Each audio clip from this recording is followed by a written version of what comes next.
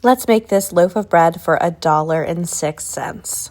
I felt inspired to make this video after I saw multiple people losing their food stamps, and I wanted to show you how you could make this bread at home.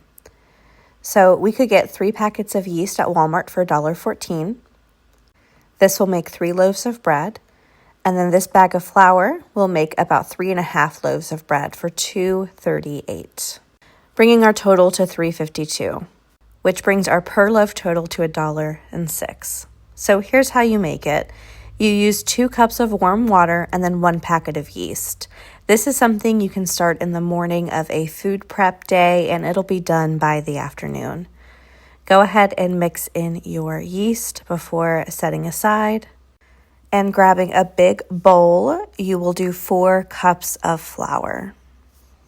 Don't pack your measuring cup, just scoop and level it out. Bread is really intimidating to people, and I can definitely understand why, but I promise for the most part, it's pretty foolproof. Sourdough is a completely other subject. So we're going to add in about a teaspoon of salt. And then we're going to go ahead and put in our yeast water. Now, depending on where you live, humidity really does make a difference when it comes to baking. So your dough may end up being a little bit more dry or a little bit too wet. For me, because I live in the South and the humid area, it tends to be a little stickier than what the recipe tends to think it will be. So if it's just a little too sticky, all you have to do is add a little extra flour. And there you go. But I have made loaves of bread with really high moisture, and I've made loaves of bread with really low moisture. So you really don't have to worry about it all that much. As long as the dough is workable, you're fine. So once we get kind of this shaggy dough, the most important part is to make sure the flour is saturated. We're going to go ahead and cover it and let it sit for an hour and a half. After an hour and a half, we're going to have this risen dough, and you're just going to give it a few stretches. See how it's nice and big and fluffy? If after an hour and a half yours is not risen, it could mean your yeast was bad, but I promise that's pretty rare. But yeast does go bad, so always make sure to check the expiration date if you have some that's been in your cupboard for a really long time. So after a few stretch and folds, what we're going to do is just kind of scrape down the edges of the bowl. And again, it's pretty sticky. It's a little bit more of a high moisture dough, but again, it's fine. It's no big deal.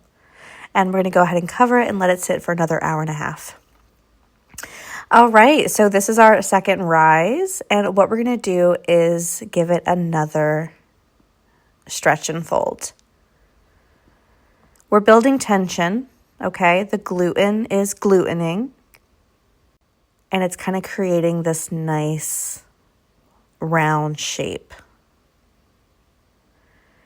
And at this point, we can go ahead and prep our pan. Now, normally I would use a Dutch oven, but I really want to show that anyone can do this no matter what equipment you have. So I went ahead and used a standard cake pan that most everybody has. Doing it in a Dutch oven will give you a really pretty kind of rustic look.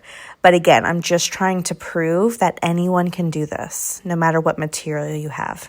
Let it rest for 30 minutes as you preheat your oven. We're going to about 400 degrees Fahrenheit. And after 30 minutes, it's had its last little rise, and we're gonna pop it in the oven for 45 minutes. And here we go. Here's our bread. We're gonna go ahead and pop it out of our pan.